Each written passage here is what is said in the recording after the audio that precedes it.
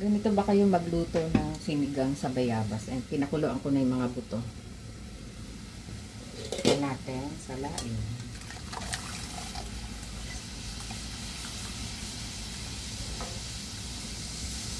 Lagyan natin ng konting asin.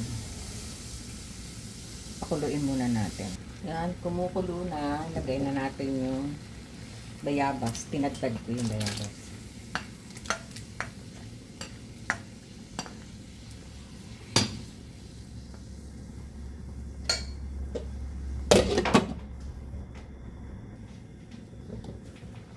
Kumukulo na, lagay na natin yung okra.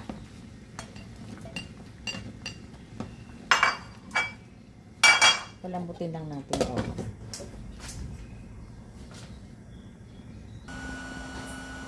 Isama na natin yun. Tilapia ang ginamit ko. Sinigang na tilapia sa bayabas.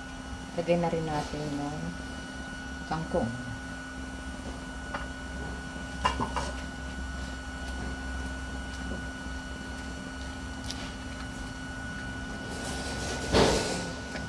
Pakuluan pa natin.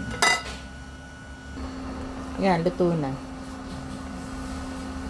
Yan, luto na yung sinigang sa bayabas na tilapia.